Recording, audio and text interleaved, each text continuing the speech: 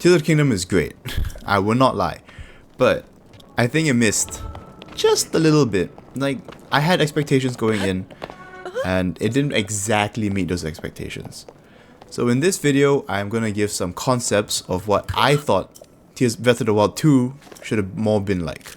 Very much just opinions, and mostly just centers around the fact that I don't like the underground. So when you play Tears of the Kingdom, the Sky Islands are like super small. There's like nothing to do on them because all you can do is just collect items, and each one is like a minute away from the other one. So half the time I'm just in the sky like, flying, but not the fun kind of flying where you're full of control and you can do whatever you want. It's the I'm trying to sustain my energy to get from one island to the other.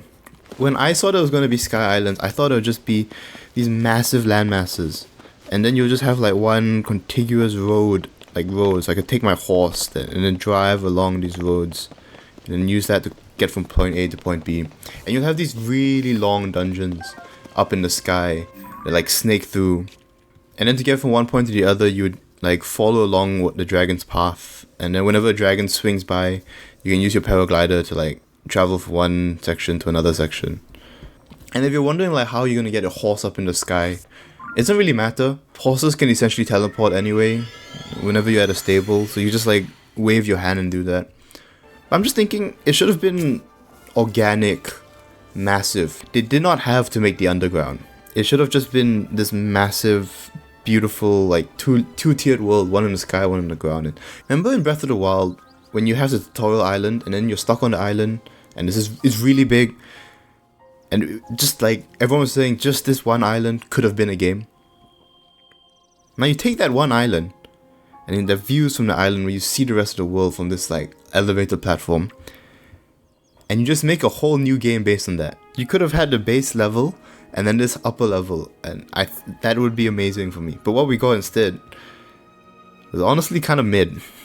A lot of traveling and not a lot of doing. This was a bit of a weaker concept.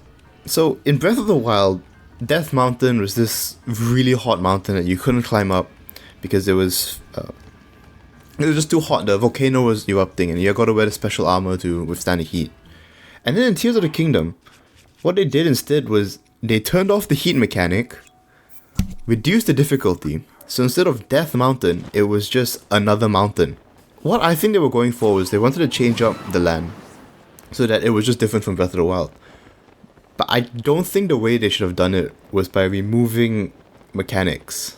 I think what they should have done was add on. So yeah, okay, maybe we don't have it where it was super hot, but then you add something else. So yeah, let's say you play Pokemon Emerald and you've got this cities full of ash because all this ash comes down from the mountain.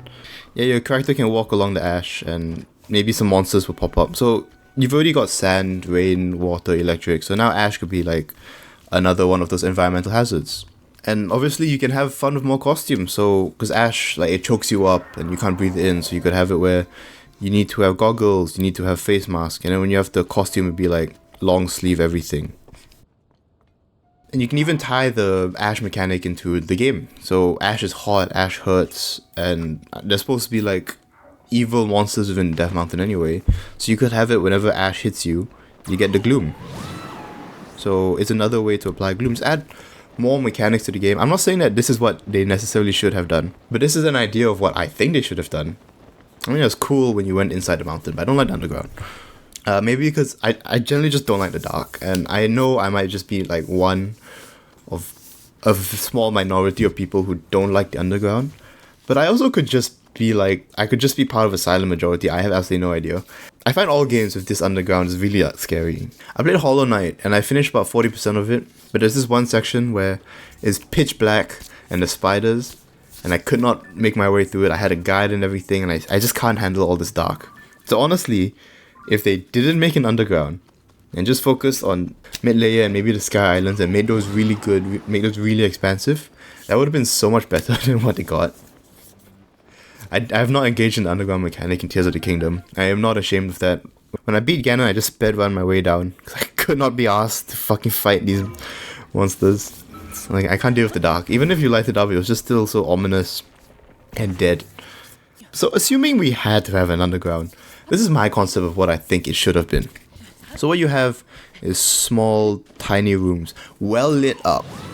I'm gonna emphasize on that, it's well lit up. And then these pockets of rooms will connect to boss rooms.